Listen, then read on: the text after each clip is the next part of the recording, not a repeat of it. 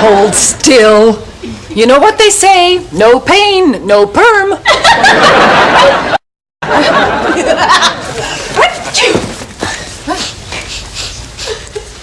Yum! Is that dragonfly pie I smell? That's right. And your favorite ice cream, too, Rocky Toad. Marilyn, do this. Marilyn, do that. Man, do this, man, do that. Oh, go sandpaper your nose.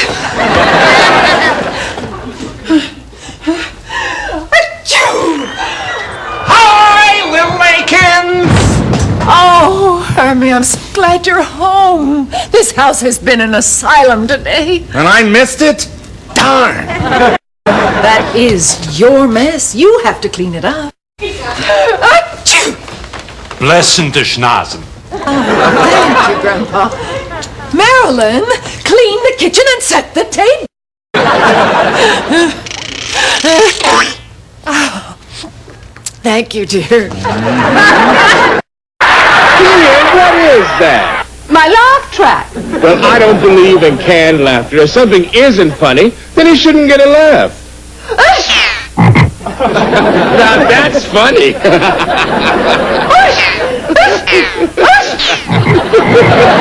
What's happening? Well, Lillian, I think you're getting sick. Oh, that can't be. I'm a witch. Well, maybe you should call a witch doctor. I don't need you. I'm making my own cure. Spirits of Combine and of Teasel. No more sniffles, no more sneezels. Done. I've conjured up a cure for the common cold.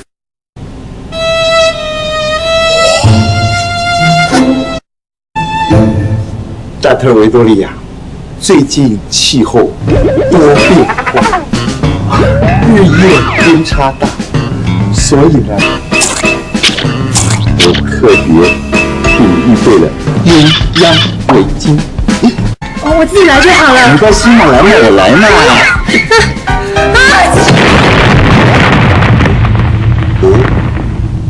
奇怪了，怎么才一下子就风云变色啊？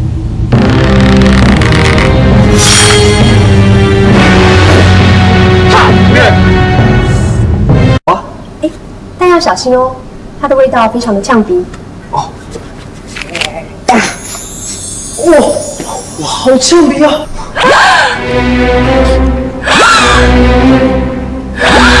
对不起，我不是故意的啦。患了猛暴型个性突发症，只要一打喷嚏，个性就会180度大转变。不过你们放心，现在的我是正常的。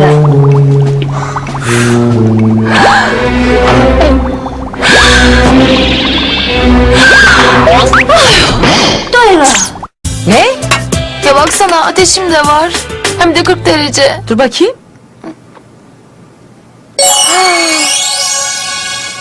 Bu nasıl olur?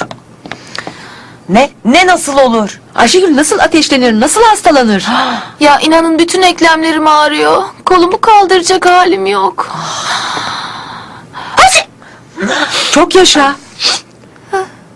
Bakın burnumda akıyor. Dur canım, şimdi ben seni iyileştireceğim. İşte oldu. Nasıl? Daha iyisin değil mi? Çok yaşa. Ay dur bir de ben deneyeyim.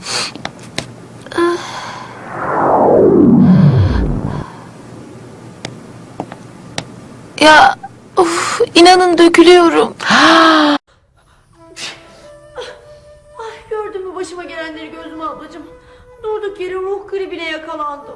Ah, benim şu Saadettin de hastalansa da yanıma şuraya geliverse. Üstelik bu akşam mutlaka Masar'ın yanına gitmem gerekiyor. Tanışma yıl dönümümüz. Ruhsarcığım, hazır gitmişken benim şu Saadettin'e uğrayıversen de araba kullanıyorsa frenlerini patlatıversen ha. Ah, çok özledim Saadettin'imi. Aman hiç olur mu öyle şey be Gözüm abla? Gözüm abla içim sıkılıyor. Sanki aşağıda kötü bir şeyler oluyor. Masar'ın başına çorap örüyorlar.